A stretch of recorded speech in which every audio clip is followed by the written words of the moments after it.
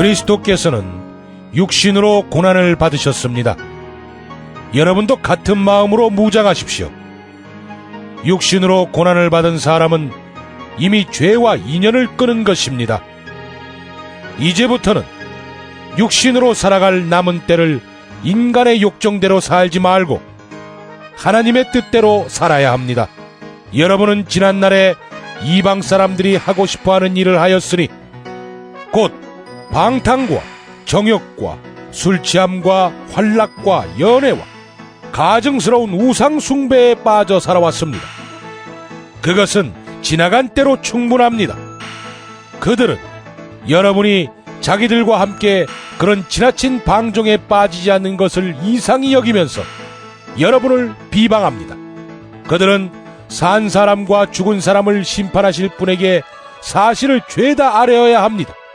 죽은 사람들에게도 복음이 전해진 것은 그들이 육신으로는 모든 사람이 심판받는 대로 심판을 받으나 영으로는 하나님을 따라 살게 하려는 것입니다. 만물의 마지막이 가까이 왔습니다. 그러므로 정신을 차리고 삼가 조심하여 기도하십시오. 무엇보다도 먼저 서로 뜨겁게 사랑하십시오. 사랑은 허다한 죄를 덮어줍니다. 불평 없이 서로 따뜻하게 대접하십시오. 각 사람은 은사를 받은 대로 하나님의 여러 가지 은혜를 맡은 선한 관리인으로서 서로 봉사하십시오. 다음 주는 사순절의 마지막 기간이며 예수님이 십자가에 달려 돌아가셨다가 부활하신 부활절을 묵상하는 고난주간입니다. 이번 고난주간에는 기도회가 있기 때문에 특별히 따로 프로그램을 생각하지 않았었는데 우리 베드로 목장에서 목장 예배를 드리다가 장로님들께서 아이디어를 주셔서 조금 특별한 프로그램을 진행해 보려 합니다. 그리고 오늘은 그 특별한 프로그램을 주일에 설명드리기 전에 어떤 마음으로 그 프로그램에 동참하면 좋을지에 대해 말씀을 함께 나누어 보려고 합니다. 오늘 본문은 우리가 고난주간을 살아갈 때 어떤 마음가짐으로 지내면 좋을지에 대해 아주 명확히 말씀하고 있습니다. 1에서 7절까지의 말씀을 보시면 먼저 육신으로 살아갈 남은 때를 인간의 욕정대로 살지 말고 하나님의 뜻대로 살아야 한다고 말씀합니다. 우리는 1절 말씀과 같이 예수님께서 육신으로 오셔서 고난을 받으셨다는 것을 기억해야 합니다.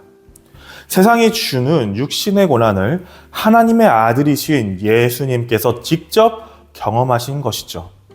그 이유는 앞서 읽은 2절의 말씀과 같이 우리가 육신으로 살아갈 남은 때를 인간의 욕정대로 살지 않고 하나님의 뜻대로 살도록 하기 위함입니다.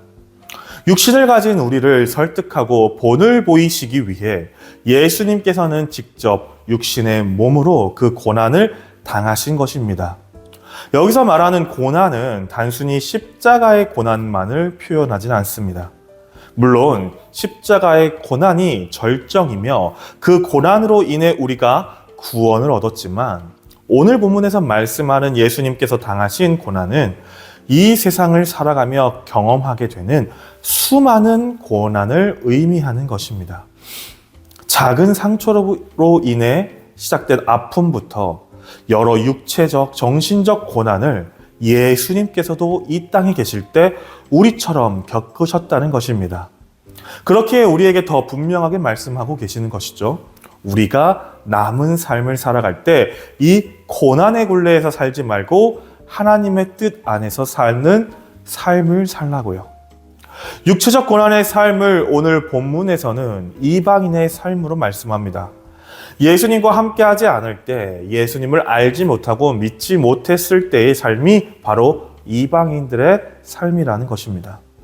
지금 내가 살아가고 있는 나의 삶이 예수님이 보이신 그 삶인지 아니면 아직 이방인의 삶인지를 잘 분별해야 할 것입니다.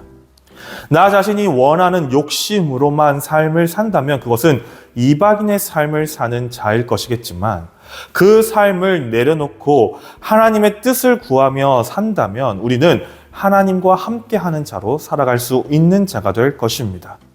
그렇다면 하나님의 뜻에 따라 사는 자란 무엇일까요? 본문 8절을 보시면 하나님의 뜻대로 사는 것이 무엇인지 알 수 있는데 먼저 서로 뜨겁게 사랑하는 것입니다. 9절을 보시면 더 명확합니다. 불평 없이 서로 따뜻하게 대접하십시오.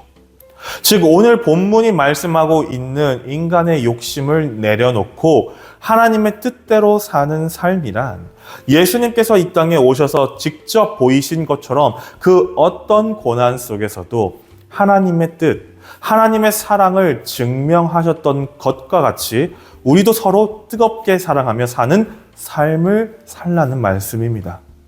그렇게 우리가 고난주간에 먼저 생각해야 할 것은 어쩌면 단순히 예수님의 고난이 아니라 하나님의 뜻, 즉 예수님께서 보이신 하나님의 사랑이 아닐까요?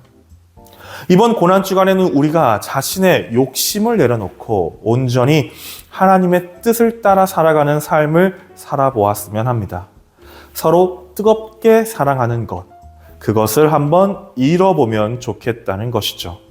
그래서 이번 고난주간에는 고난에 포커스를 맞추기보다 그 고난의 이유인 사랑에 포커스를 맞춰서 프로그램을 진행해 보려 합니다. 모든 성도님들께서 이번 프로그램에 적극적으로 동참해 주시길 바라며 그 결과를 함께 누리고 또 그것을 즐겁게 나눌 수 있었으면 합니다. 저는 오늘 본문 8절 후반부의 말씀에 나온 사랑은 허다한 죄를 덮어준다라는 구절이 참 마음에 와닿았습니다. 지금 보시는 이 그림은 2019년에 북서울 미술관에 설치되었던 천사상입니다. 이 천사상은 서현석 작가가 폐허가 된 미술관이라는 주제를 가지고 전시회를 했을 때 전시했던 작품입니다. 당시 서현석 작가는 예술이 세상을 바꿀 수 있다는 믿음이 무너진 오늘날의 시선을 표현하기 위해서 이 작품을 준비하였다고 합니다. 이 천사상은 미술관 1층 75평 갤러리를 전부 비우고 그 텅 빈 공간 맨 안쪽 구석에 덩그러니 쓰러져 놓인 상태로 전시가 되었죠. 그런데 신기한 일이 벌어집니다. 개막 직후 누군가 쓰러져 있던 천사상을 바로 세워놓은 것입니다. 40kg이나 되는 무거운 이 물건을 누가 세웠는지 CCTV를 통해 확인하자 어떤 아버지와 아들이 낑낑대며 천사상을 바로 세웠다는 것을 확인할 수 있었습니다. 이유는 쓰러진 천사상이 작품인 줄 모르고 선의로 바로 세웠다라는 것이죠. 미술관에서는 다시 천사상을 쓰러뜨려 놓았는데 며칠이 안 되어 또 누군가가 선의로 천사상을 세워 놓았습니다. 이런 일이 4번이나 반복되자 미술관에서는 눈으로만 보세요라는 안내판을 세웠다고 합니다. 그리고 이 현상을 본 북서울 미술관의 운영부장은 이런 말을 했다고 하죠.